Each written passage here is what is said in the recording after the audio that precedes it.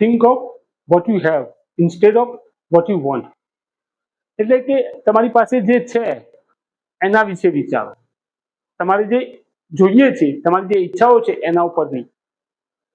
દરેક વ્યક્તિના જીવનમાં, જેમ મેં પહેલા પણ કહ્યું, કે 70 થી 80% વસ્તુઓ, વ્યક્તિઓ કે પરિસ્થિતિ સારી જ છે. દરેક વ્યક્તિના જીવનમાં 10 થી 20% વસ્તુ કે વ્યક્તિ કે પરિસ્થિતિ અનુકૂળ નથી, સાનુકૂળ નથી, કે ખરાબ છે, કે ઉણપ છે. આવું દરેક વ્યક્તિના જીવનમાં. પણ આપણું ફોકસ હર હંમેશા શું હોય છે? તમારી ઈચ્છાઓ પર હોય. અને એવું કહેવાય છે કે માનવીની ઈચ્છાઓ તો અમર્યાદિત છે. આપણા દરેક વ્યક્તિની ઈચ્છાઓ તો અમર્યાદિત છે.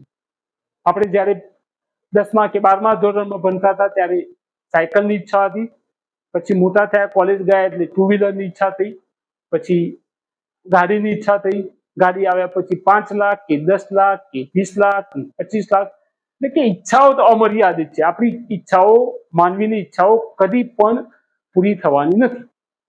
એવો કોઈ વ્યક્તિ નહીં હોય કે જેની બધી જ ઈચ્છાઓ પૂરી થઈ હોય. પણ જો તમે તમારી ઈચ્છાઓ પર જ ફોકસ કર્યા રાખશો કે મારે તો આ જ જોઈએ છે, મારે તો આવી જ ગાડી લાવવી છે, મારે તો આવો બંગલો લાવવો છે, મારે તો આવો ફોન લાવવો છે, મારે તો કપડાં આવા લાવવા છે, મારે તો શૂઝ આવા લાવવા છે, આ દરેક ઈચ્છાઓ પર જ ફોકસ કરશો તો કદાચ તમે સાચા અર્થમાં જીવન જીવવાનું ભૂલી ગયા. સાચા અર્થમાં તમે જીવન જીવી શકશો નહીં.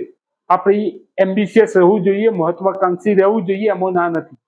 પણ એનો મતલબ એ નહીં કે આપણી પાસે જે છે, જેવી પરિસ્થિતિ છે, એ પરિસ્થિતિનો સ્વીકાર કરીને ખરેખર સાચા અર્થમાં જીવવું જોઈએ. જે છે એ પરિસ્થિતિમાં જીવવું તો પડશે ને. જેવું છે એ પરિસ્થિતિમાં ભરપૂર આનંદ લો. ઘણી બધી વસ્તુઓ કે 10-20% જે મેં કહ્યું એ પ્રમાણે નહીં હોય, સાચી વાત છે, એ દરેકના જીવનમાં નથી હોતી. પણ જે તમારી પાસે છે, તમારી સાથે છે, એ પ્રમાણે તો જીવન જીવવું. પણ જો ખરેખર તમારી ગાડી છે 5 લાખની કે 7 લાખની કે 10 લાખની, એનો આનંદ લીધા કરતા તમારી ઈચ્છા છે કે મારી પાસે 15 લાખની ગાડી હોય કે 20 લાખની ગાડી હોય તો જ મને તો ડ્રાઈવ કરવાની મજા આવે, તો તમારી પાસે જે ગાડી છે, તમારી પાસે જે કાર છે, એનો આનંદ નહીં લઈ શકો સાહેબ. એવી જ રીતે દરેક વસ્તુમાં, ફોનમાં પણ એવું છે કે તમારી પાસે જો આઈફોન હોય સારામાં સારો, તો તમારી પાસે હાલ હયાતમાં જે ફોન છે એનો આનંદ નહીં લઈ શકે. આવું દરેક કેસમાં છે. જે તમારી પાસે છે એનો ભરપૂર આનંદ લો, અને જે નથી એની ચિંતા ના કરો. એના માટે પ્રયત્ન 100% કરો.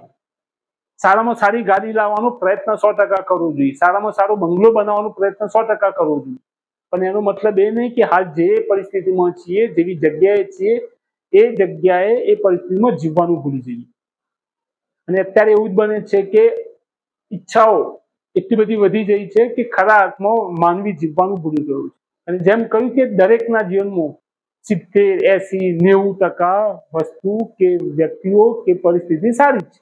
10-20% દરેકના જીવનમાં ઉણપ છે.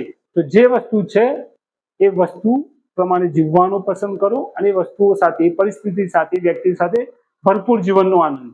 અને સાથે સાથે પ્રયત્ન પણ કરતા રહો કે જે વસ્તુઓ છે એમાં થોડું અપડેટ કરીએ, થોડું વધુ મેળવીએ. પ્રયત્ન 100% કરવો જોઈએ. અને એનો મતલબ એ નહીં કે હાલની વર્તમાન પરિસ્થિતિમાં જીવવાનું જોઈએ. એટલે તમારી પાસે જે છે એના પર ફોકસ કરો, તમારી ઈચ્છાઓ પર નહીં. કેમ કે ઈચ્છાઓ તો અમર્યાદિત છે, એ કદી પણ પૂરી થવાની નથી.